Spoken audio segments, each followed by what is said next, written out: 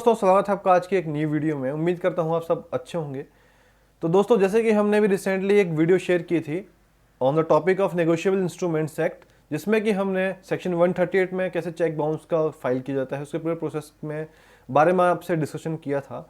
तो उसी से रिलेटेड हमारे पास कुछ क्वेश्चंस आए थे, सवाल आए थे कि चेक बाउंस से जुड़े कुछ इंपॉर्टेंट क्वेश्चंस थे कि उनका आंसर सोचा कि आज की इस वीडियो में दिया जाए। तो आइए इस वीडियो में देखते हैं कि कुछ इंपॉर्टेंट क्वेश्चंस जो कि सेक्शन 138 का जब भी केसेस फाइल किया जाता है, यानी कि आपका केसेस फाइल करना चाहते हैं या फिर आपके अगेंस्ट केस फाइल किया हुआ है, तो कौन उन इंपॉर्टेंट क्वेश्चंस काफ़ी इंपॉर्टेंट है। तो आइए पहले क्वेश्चंस लेते हैं एक एक करके। तो सबसे पहले हमारा क्वेश्चन था, क्या ब्लैंक चेक के लिए चेक बाउंस का केस बनता है। ये भी काफ़ी इंपॉर्टेंट क्वेश्चन है कि क्या अगर ब्लैंक चेक किसी ने आपको इशू किया है तो उस केस में क्या 138 का केस बनता है। सुप्रीम कोर्ट ने अपने काफ़ी डिसीजन में ये काफ़ी क्लियर किया है कि अगर कोई भी आपकी किसी देनदारी के तहत यानी किसी भी लाइबिलिटी के लिए अगर आपको चेक पर बस साइन करके दिया है, यानी कि कोई एक लीगल लाइबिलिटी थी, इन्फोर्सिबल डेट था, अगर आपको उसके टुवर्ड्स किसी ने चेक पर सिर्फ एक बस साइन करके किसी को दिया हुआ है, तो सामने वाला जो व्यक्ति है लाइबिलिटी के हिसाब से या डेट के हिसाब से उस चेक को भर सकता है और आपके ऊपर चेक बाउंस का केस कर सकता है। अभी recently in the case of Kalamani versus P Bala Subramaniam में 10 फरवरी 2021 को सुप्रीम कोर्ट ने इस मुद्दे को साफ कर दिया था, यानी कि अगर किसी ने भी अगर सिर्फ साइन करके चेक दिया हुआ है किसी भी लीगल एनफोर्सेबल डेट के ऊपर यानी कोई देनदारी के ऊपर, तो आप उसमें डिटेल्स भर के उसको कोर्ट में प्रेजेंट कर सकते हैं। दूसरा सवाल था इसके ऊपर हमारे ऊपर, क्या सिग्नेचर मिसमैच के लिए चेक बाउंस का केस बनता है। जी हाँ, बिल्कुल बनता है। Lakshmi Dhyacham versus state of Gujarat का केस था जिसमें 27 नवंबर 2021 को सुप्रीम कोर्ट ने कहा था कि सिग्नेचर मिसमैच की कंडीशन में भी चेक बाउंस का केस बनता है। नॉर्मली होता क्या है कि लोगों को लगता है कि सिर्फ अकाउंट में पैसा ना होने के केस में ही चेक बाउंस का केस बनता है। ये ध्यान देना जरूरी है कि अकाउंट क्लोज होने की कंडीशन में भी चेक बाउंस का केस बनता है। तीसरा क्वेश्चन था, यदि आपने किसी का गारंटर बनकर अपना चेक दिया है तो क्या आपके खिलाफ चेक बाउंस का केस बनता है। जी हाँ, अगर किसी और की लाइबिलिटी की जिम्मेदारी भी अगर आपने ले ली है, यानी कि आप किसी केस में या एग्रीमेंट में गारंटर बने हुए हैं और आपने अपनी जिम्मेदारी के तहत आपने अपना चेक सामने वाली पार्टी को दे दिया है, तो चेक बाउंस की कंडीशन में आपके खिलाफ भी केस चलेगा। सुप्रीम कोर्ट ने यह क्लियर किया था आईसीडीएस लिमिटेड वर्सेस बीना शिबिर के केस में 2002 में ये बात बिल्कुल साफ कर दी थी, यानी कि अगर आप किसी के गारंटर बन के या आपने अपना चेक दिया हुआ है तो ऑब्वियस ही बात है आपके अगेंस्ट भी 138 का केस चलेगा। उसके बाद हमारा क्वेश्चन है, क्या चेक बाउंस के केस में एक्यूज्ड को कंप्लेनेंट का क्रॉस एग्जामिनेशन करने का अधिकार है। ये काफ़ी एक डिफिकल्ट क्वेश्चन है बिकॉज ये तो प्रैक्टिकली कोर्ट से रिलेटेड है। तो नेगोशिएबल इंस्ट्रूमेंट्स की सेक्शन 145 सबसेक्शन 2 के अकॉर्डिंग जो एक्यूज्ड है उसको कोर्ट में एप्लीकेशन फाइल करके कंप्लेनेंट को क्रॉस एग्जामिनेशन करने की परमिशन ले सकता है। यानी कि ये बिल्कुल सही है कि चेक बाउंस के केस में जो एक्यूज्ड है वो कंप्लेनेंट की गवाही या फिर क्रॉस एग्जामिनेशन करने का राइट रखता है। बस उसके लिए करना क्या है, उसको पहले एप्लीकेशन लगानी पड़ेगी कोर्ट में,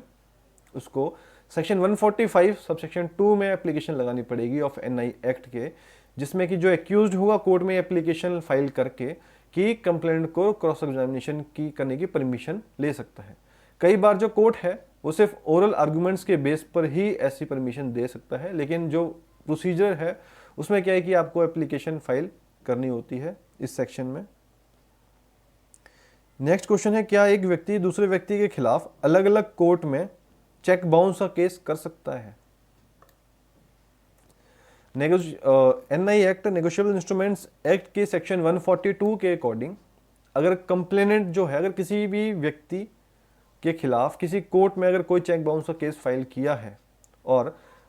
कंप्लेनेंट उस व्यक्ति के खिलाफ कुछ और चेक बाउंस के केस भी फाइल करना चाहता है, तो उसे आगे के सारे केस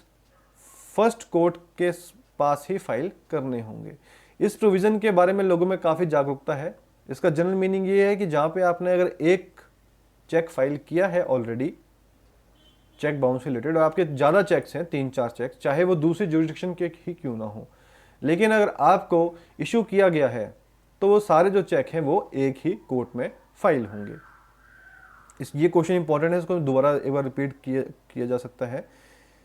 कि क्या एक व्यक्ति दूसरे व्यक्ति के खिलाफ अलग अलग कोर्ट में चेक बाउंस से केस कर सकता है। तो वही है सेक्शन 142A अगर आप देखेंगे तो उसके अकॉर्डिंग जो कंप्लेंट है वो किसी व्यक्ति के खिलाफ किसी भी कोर्ट में कोई चेक बाउंस का केस किया है और कंप्लेनेंट,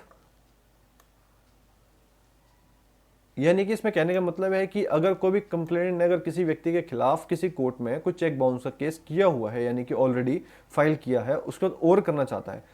तो कंप्लेनेंट क्या है कि उस व्यक्ति के खिलाफ कुछ और चेक बाउंस का केस फाइल कर सकेगा, लेकिन सिर्फ उसी कोर्ट में जहां पे ऑलरेडी केस चल रहा है 138 के रिगार्डिंग। उसके बाद नेक्स्ट क्वेश्चन है कि क्या 30 दिन के अंदर लीगल नोटिस भेजने में देरी को कोर्ट के द्वारा माफ किया जा सकता है। ये भी इंपॉर्टेंट क्वेश्चन है कि क्या अगर 30 दिन के अंदर 30 डेज अगर आपने लीगल नोटिस नहीं भेजा है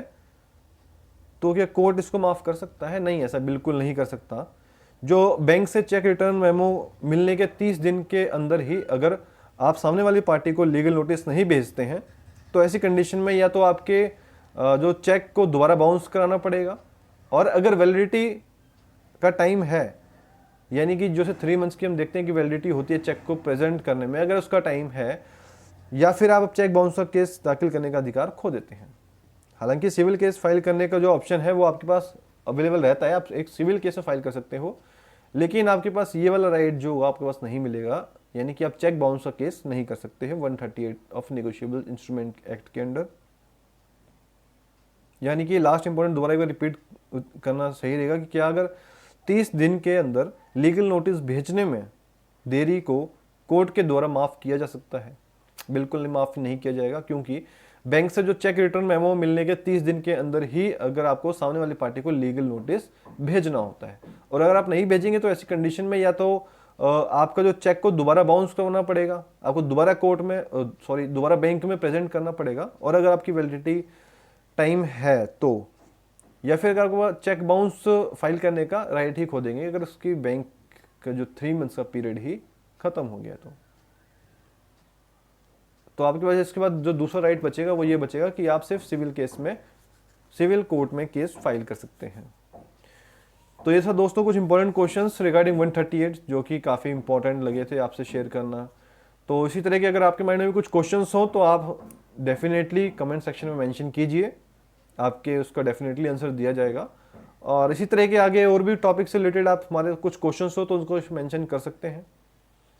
तो उम्मीद करता हूँ आपको वीडियो पसंद आई है दोस्तों। पसंद आई है तो प्लीज़ चैनल को सब्सक्राइब कीजिए, वीडियो को लाइक और शेयर कीजिए। जल्दी मिलते हैं एक न्यू ब्लॉग के साथ।